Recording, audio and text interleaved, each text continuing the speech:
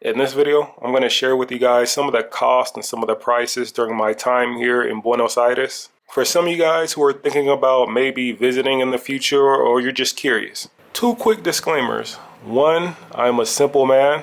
Don't expect to see prices of what it's like to go to the club and pop champagne and make it rain, or prices of helicopter tours or eating in the fanciest restaurants. I'm going to share with you guys just normal everyday living prices and estimates. Second disclaimer is that my prices, when I show them in US dollars, are going to be according to the official rate. If you plan on bringing physical US dollars or you plan on transferring money here to try to get the best rate, then the prices that I list in this video pretty much cut them in half. But again, I will be quoting the prices here according to the official rate. Now, with all that out of the way, let's get into the first one, which is the lodging. Where I stayed is in a neighborhood called Montserrat, which I wouldn't consider this area the outskirts, nor would I consider it like smack dab in the middle of everything. I'll consider it close to the downtown area. Right across from me is San Thelma, which is the oldest neighborhood in the city. And then literally like a 15-minute walk, or I'll walk fast, so maybe 10 to 15-minute walk is the Obelisco, the national monument that most people are familiar with. I did not film inside my room when I was there, but I still have the Airbnb reservation, so I'll show you a few pictures of where I stayed. And it was a simple studio, nothing fancy, nothing crazy. It came with an air conditioner, good Wi-Fi, hot water, and a kitchen. I'll say the only thing that was missing was a washer and dryer. For about 1 month, and it was actually a little bit over a month, like 33, 34 days, it came to $682. Obviously on Airbnb, you're going to spend a little more because you have the service charge, the cleaning fee, and then it's an online platform for tourists. I will say at the time of this booking, this price range was on the low end. If you want to stay in a neighborhood that's more popular with foreigners, I'm sure the price is going to be a little higher.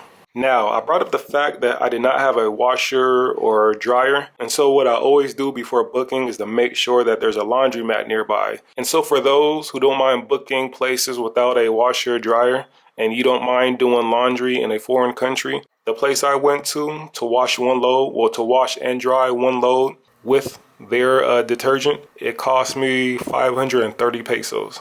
Now, you have to stay connected. And so this next point is going to be the price of the cell phone plan. I went with a company called Claro, which is very popular all over Latin America. They did not charge me for a SIM card. The only thing I had to do was to put money on my account in order to pay for an internet package. And so I went with the 30-day plan for 6 gigs, which is around, well, not around, it was 1,000 pesos. For these next few points, we're going to get into the transportation.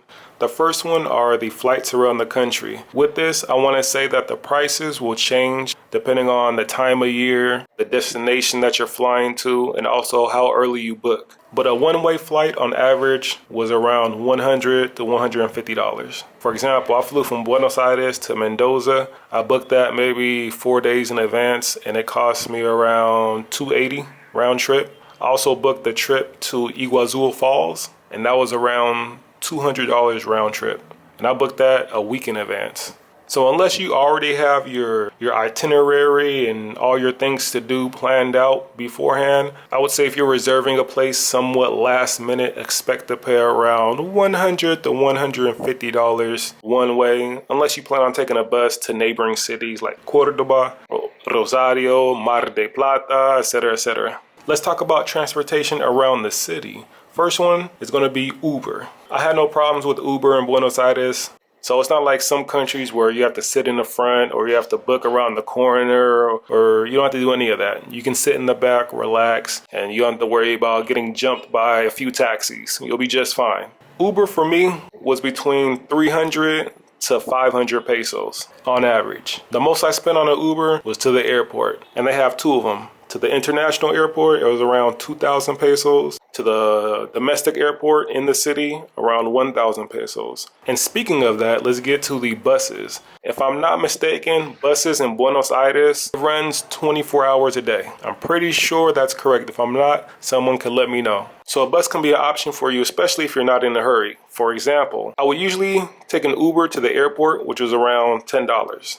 Instead of catching an Uber back home, I would just catch the bus, which was 21 pesos. So that's like what, 16 cents?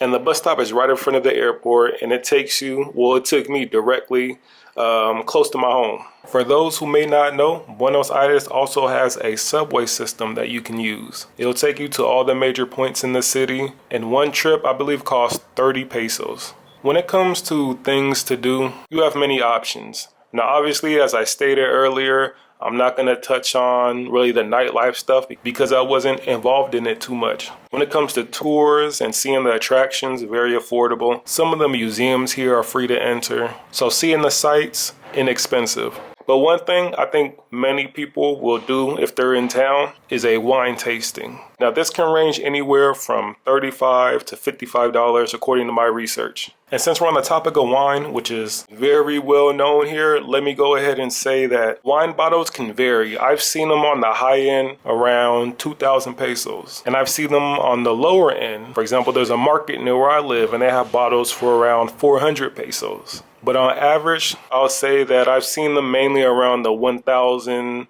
1,200 peso mark. It all just depends on your taste and what you're looking for. This is all going to lead me into my last point, which is the food. As I stated in my introduction, I keep things simple whenever I travel. I'm not going to the fanciest restaurants. And the thing about traveling, especially in this region, is that it's very affordable to order delivery. I know in the States where I'm from, in Seattle, ordering on Uber Eats, man, there are so many taxes. You have the service charge, the sales tax, the state tax, and then the tip. So it can be very costly ordering out. But in this region, ordering delivery is very affordable. For example, a delivery fee in many of the countries here is between $1 to $2. And $2 is on the high end. So I'm saying that to say I ordered out a lot. And let me just throw some pictures up. Sometimes I'll order a simple meal, you know, the rice with the plantain, little side salad. This was around, I think, like 800 pesos. And then that bottle of wine on the side, that was the 400 peso one that I bought from the supermarket. Super affordable. I also like to eat pad thai. Here it goes right here. I'll put the price up. Don't judge me. 1 kilo of ice cream. Yes, 1 kilo. Here you go right here. I normally do not eat red meat. I try my hardest not to eat any of it. However, in Argentina, it was just calling my name and I succumbed to it. Please, like I said, I'm human just like you guys. So I ordered this is called choripan with the salsa on the side. Then at the top, a nice medium rare steak. Well, it was supposed to be medium rare. They cooked it well done. It's okay.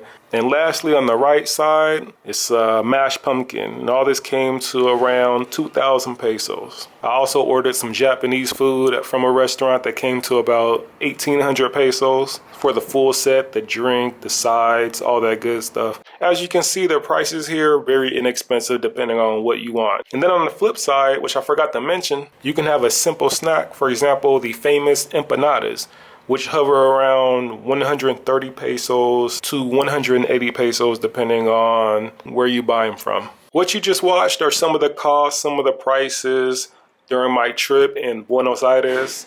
Remember, everyone travels differently. Everyone has their own taste. Some are fancier and more bourgeois, or bougie, as they say.